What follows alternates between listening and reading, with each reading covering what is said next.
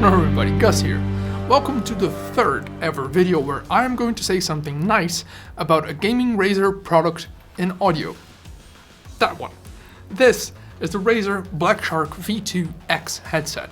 Obviously based on the original V2, this thing is like a refresh in every possible way.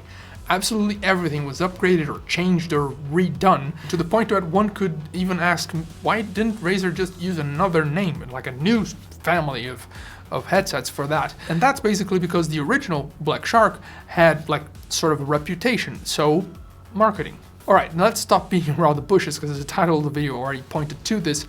Price, because budget.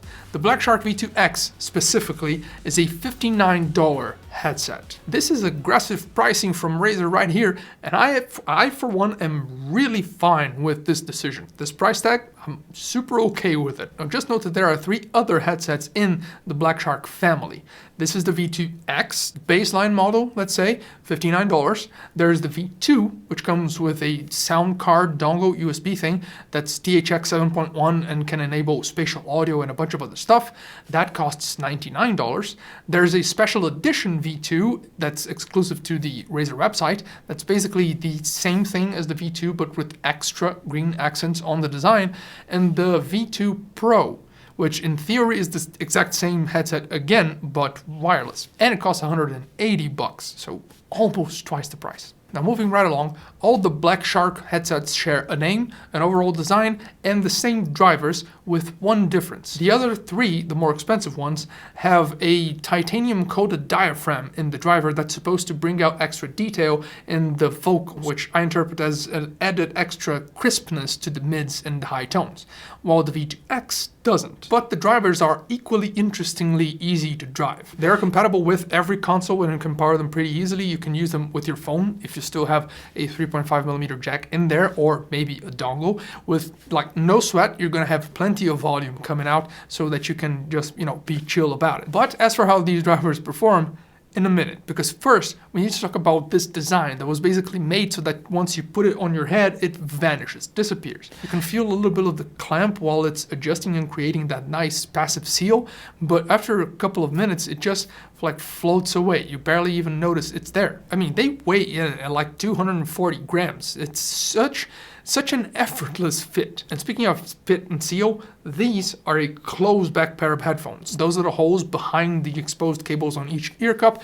Do nothing aside from actually helping tuning, but they're not adding any leakage of sound to one way or another. And the openings on the pads are pretty big, so I don't think you're going to have any issues with, your ears actually touching the inside walls of the pads or the inside wall of the actual cup. But in case they do, the only one thing that I would like to point out is there is literally just a little bit of fabric between your ears and the wall of the driver inside the cups. So if you are actively using them and there's sound coming out and your ears make contact with that wall, it can be a bit uncomfortable with the vibrations and all that. So just, be warned. But the pads, leather wrapped memory foam, awesome. Branding on the headband is black on black and as minimal as Razer would go ever anyways, but the padding on the other hand is more than adequate. I have 0 complaints here. The microphone is not detachable or retractable, which is something that many find like ubiquitous to Razer's headsets, and I like this method more because that retractable system, that stuff breaks a lot. And since the microphone capsule is hypercardioid, needs to be pointed at your face, they added a little icon on the face that's supposed to be, looking at you to make it easier so that you understand, you're pointing it the wrong way, idiot. Everything aside from the rails is plastic. The texture on the ear cups means that this matte black design will stay fingerprint free for a little while longer at least. And this Razer logo being a glossy black indent on the ear cups is such a nice design decision. It would have looked so classy, like just saying, would have looked sick on the Viper Ultimate. Now the cable is a non-removable bright Razer green rubber cable, nothing fancy but obviously not straight. And despite a bunch of people saying that they had this problem and I was actually expecting to have the same issue, I did not detect anything in regards to cable noise from this model in particular. Oh, and it actually comes with an extension cable in case your system is like on the other side of the room and you still want to connect it directly to it. You can. out of the box. And to close it off, on the left ear cup, you have a volume dial with a very distinct bump when you hit 50% volume. And there's a mic mute button right behind it that when it's not muted, it shows a little bit of a green accent on that button, which serves as a way for people around you to see, like visually, if your mic is on or off, or muted or not. It's a nice touch. Now onto my concerns about the build. There are basically two things. First, the extension mechanism is interesting. It feels interesting and nice, but the railings being this thin makes me wonder if it's going to be durable in the long run. Because sometimes one of the sides gets a little more stuck than the other, and maybe you put in a little extra force to, get it to move. I'm pretty sure that this thing is going to end up bending at some point in the future if you're not like super careful every time you're going to move it up and down. And the second point, which is kind of obvious, are these, the exposed cables, because that type of thing is almost asking for something to happen, especially if you consider that when the railings are completely, opened up, there is barely any wiggle room for the actual cables to adjust to angles of the ear cups. And because they're almost 100% stretched out anyway. Now, good thing that when it's completely closed, it's not being pressed against or by anything, so it's also not in immediate danger.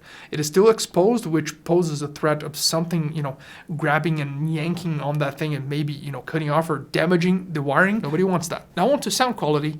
Let's talk about this microphone for a minute, shall we? This is how the mic on the BlackShark V2X sounds like. There is absolutely nothing being applied to either my voice or the recording, so this is like the real deal, raw stuff. Now, I have praised other Razer microphones in the past for being overall good, but this, for a $59 headset, is extremely impressive. There's just such a natural tone to the voice. There's very little processing happening. Good amount of low end pickup, no distortion, nice levels of detail. The mids and highs are not muddied up. Everything has been kept clean, nothing blown out. In terms of isolation, I'm right now typing on an MX Brown Switch keyboard just so that you guys understand how much of it is going to be picked up by this microphone, since it's not trying that hard to isolate everything. So you can hear it. It's just nothing that would break the experience to begin with.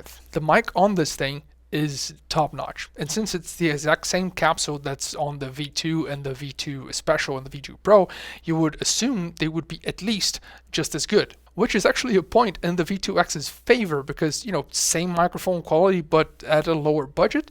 Yeah, that's a bonus right there. So, this out of the way, what about the actual sound?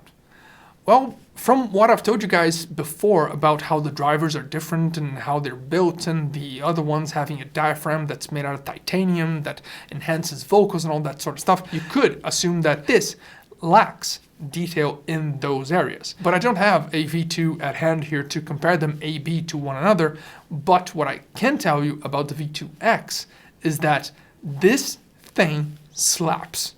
This isn't the Razer sound I've been listening to all these years with a bunch of other headsets, which have like a muddy mid-range and shrill aggressive high-end when it's there at all, and way too much bass basically most of the time. In a completely different direction, the V2X is much more balanced than I anticipated it would be. There aren't any necessarily major issues with this thing. It definitely doesn't lack detail and resolution in the mids and the high ranges, which means that that diaphragm stuff that the other ones have isn't necessarily like game-changing between sound quality from the V2X to the V2, for example. But also don't expect this to perform like a $120, $150 headset. I mean, there are limitations. I have played quite a bit of Overwatch and obviously quite a bit of Cyberpunk 2077 finally to test this thing and to put it through its paces. And soundstage, as you would expect from a gaming-centric headset, is something that happens basically between the ear cups on both sides, like in this spectrum. Maybe a tiny little bit out of the borders, but that's basically it. What I can say is that imaging on this thing is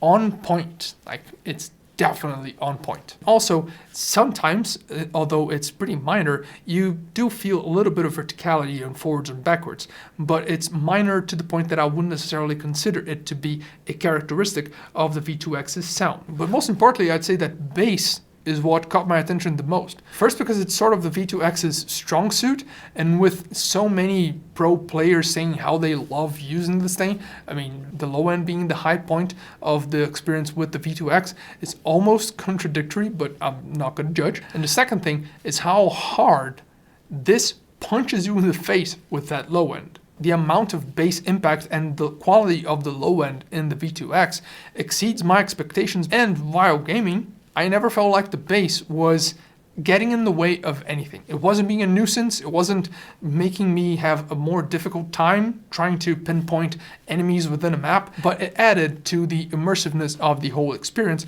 with that, extra punchy low end that lends itself really well to explosions and that sort of stuff. But, and for those of you who knew this but was coming from my while gaming statement, internet cookie for you, I expected the V2X to perform the exact same way while music listening as well.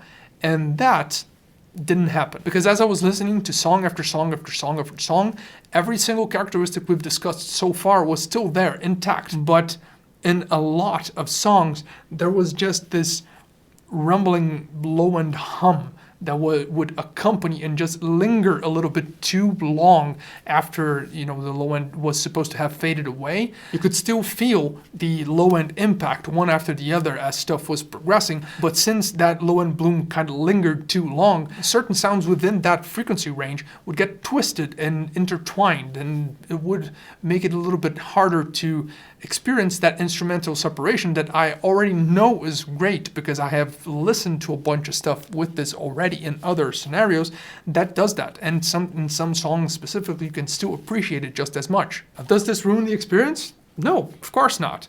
The V2X is still a $59 headset that does so much right, and it only makes it a tad bit heavy-handed in terms of bass for music listening specifically for me.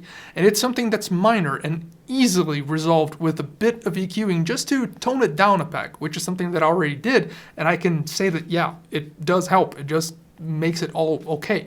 So what's the verdict here?